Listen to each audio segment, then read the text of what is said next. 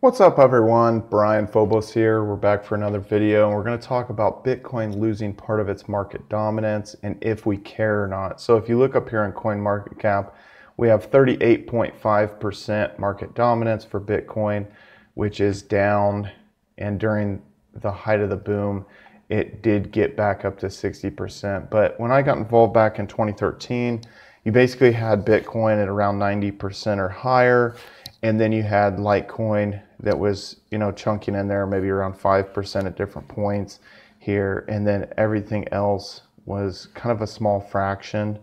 So the whole combine of everything else wasn't that great in comparison to Bitcoin. Then over time it's lost, its market dominance partially. And then here it really slid off, and Ethereum was really climbing, and they thought that, when I say they, I'm saying like really, really strong Ethereum community members really thought that Ethereum was going to do the flippening, where Ethereum was going to be the #1 dominant crypto.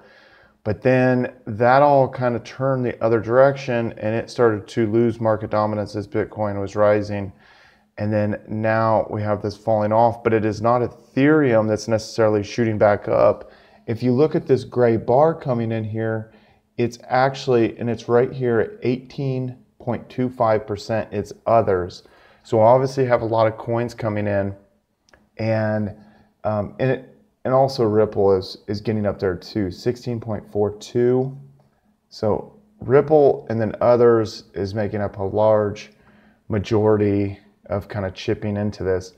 And my belief is that Bitcoin will continue to lose market dominance as more and more investors decide that, well, A, Bitcoin cannot be transacted as peer-to-peer digital cash because there's so many unconfirmed transactions and the transaction fees are so high, and this thing doesn't work even as well as it did back here in 2013.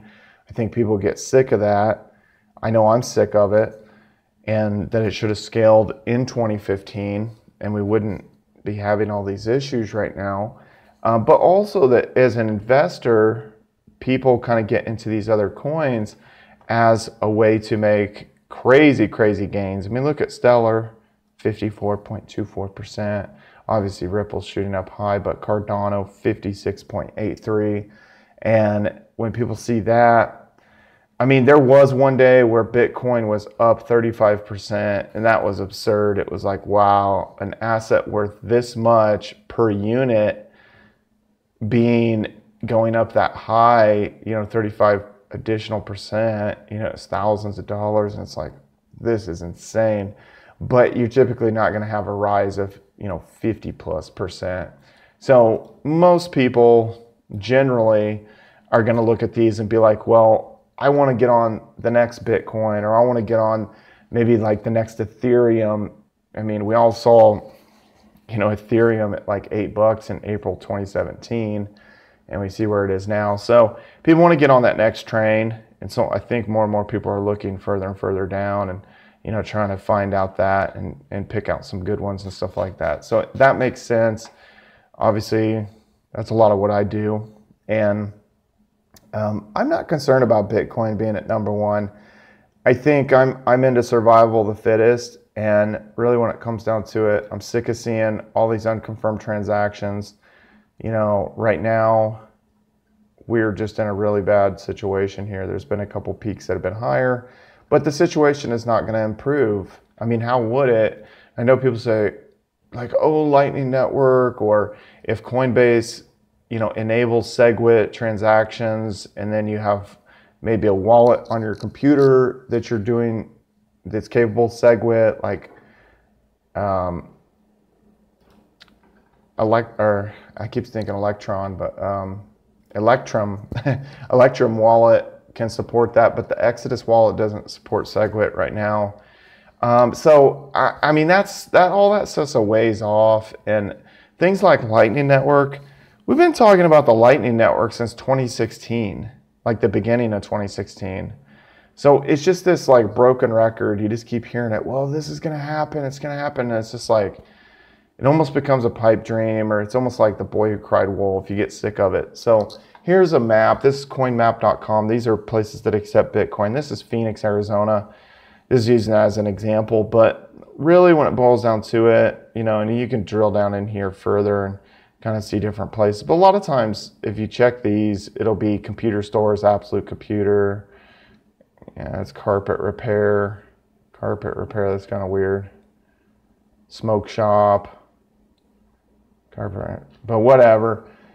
Really when it boils down to it, we have not really improved that much as far as this being a peer-to-peer digital cash where places accept it and you know that you can easily transact and use this as a world currency with little to no friction. The fees are out of control, and so I'm ready for something else to kind of take over, whatever that may be. I was never a fan of Ripple. I do hold some Ripple just because I think it will get added to Coinbase and those kind of things, and it continues to go up. So, but this is kind of the outlier in the group. I don't really consider this the same as these other projects.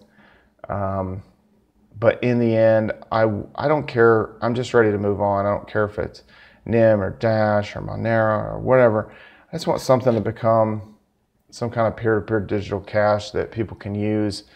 And, you know, because Bitcoin is unusable at this point. So that's that portion. Now let's talk about what is going to create for there being a situation where there would be peer-to-peer digital cash and that there would be large user acceptance. It would really come down to a very large retailer in the world, you know, either accepting a bunch of these cryptos or creating their own. Now let's talk about accepting cryptos. A lot of these, this whole premise that, oh, Amazon might accept Bitcoin. I mean, really when it boils down to it, guys, that's a joke. Bitcoin, some stuff says, oh, it can do 7 transactions per second, but for a lot of stuff I see, it's really more around 3. And then let's say with even Ethereum, you know, they're saying, well, it can do 15 transactions per second. And then it was kind of choking up around 7 or 8 transactions per second during some large ICOs. So those networks really don't have the capacity to handle if a ton of people are using some digital currency on Amazon's platform. There's just, it just per second, there's way more transactions that would be occurring. And just to put it in perspective, Visa can supposedly do like 20,000 transactions per second. So you got to get to those types of scales to have like a little more real world functionality in terms of large commerce. eBay was also saying that oh, we might consider accepting Bitcoin, but I almost think that they just said that just to get in the news, you know, just to get a little bit of press, because really when it boils down to it, you know, there's just going to be too many transactions and the transaction fees are way too high. So if we went down this list, like Ripple would be capable of doing it. Cardano is a test net right now, but if it fulfills the promise, it could do it. Litecoin's probably going to be too slow, can't do enough transactions per second. IOTA, I would say no, it's not really for that. NIM, yes. Dash, no. Monero can actually do more transactions per second than Dash and Litecoin. So it'd kind of be like a real maybe on that one. EOS, if it fulfills the promise, it will be able to do it.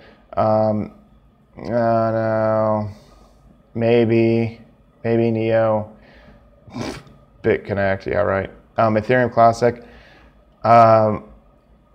no, it can't even do as many transactions per second as Ethereum at this point because of some of the improvements they've done on Ethereum. Lisk, I mean, we're getting kind of hairy here. So BitShares could do it. It can handle the capacity. And then really kind of going down through these, Steam would be able to handle it. Digibyte would be able to handle it. And I really can't say the same for most other things. But if you kind of look at this, Blocktivity, you see Ethereum, the network's pegged here. You have 3,000 unconfirmed transactions. And then Steam, you know, it's not even moving the needle. But you know, basically it's done 1.1 million transactions today, And Bitcoin, the needle is pegged, obviously. 139,000 unconfirmed transactions. That whole situation is just not gonna improve. It's a terrible situation. But Golos is a licensed clone of Steem, so it would be able to technically do it. Now, are they going to accept? Is Amazon or eBay going to accept Steem or BitShares or Golos or Litecoin or anything? I don't think so. I think what they should do is they should look at something like Steem. They should actually use that technology because it's open source, so they can like sit there and build off of that, create a coin, do an ICO, and then they would be able to essentially just conjure up all kinds of money out of nowhere. Well, they would have additional investors is essentially what it would be. But then more people would just be, buying in because they'd be like, oh, this is going to be on Amazon. And so, so they could really enrich themselves by doing an ICO. Now, there might be legality issues because obviously they have shareholders that have bought into the stock market, and then they do this, and then they have these essentially investors that came in through this initial coin offering. So that would kind of get a little bit weird. But overall, for something to become true peer-to-peer digital cash, for some coin to rise up, I really think that a large retailer, whether it's Amazon, Walmart, maybe Alibaba, someone is going to have to either accept some certain cryptocurrency or they're going to have to create their own. And also Coinbase has a big thing to do with this as well. If they add some other cryptos and give us US dollar to crypto hashes, pairings, then that changes the game, and then it could become a more usable thing. I think they will add Ripple.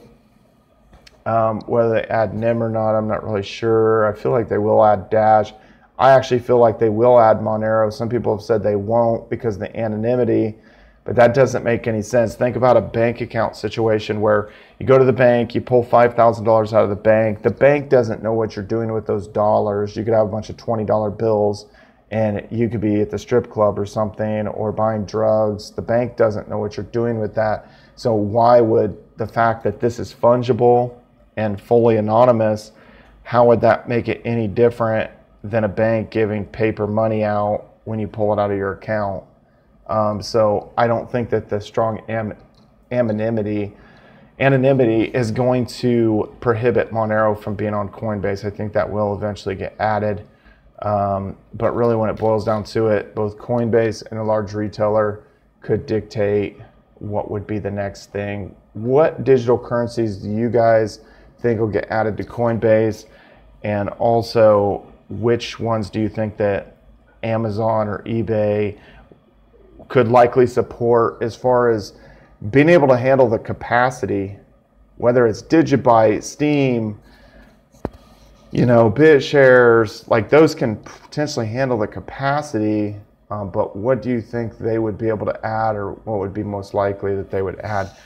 Please subscribe to the channel, like the video, and follow me on all social media at Brian Phobos, Twitter, Instagram, Steemit, YouTube. See you guys later.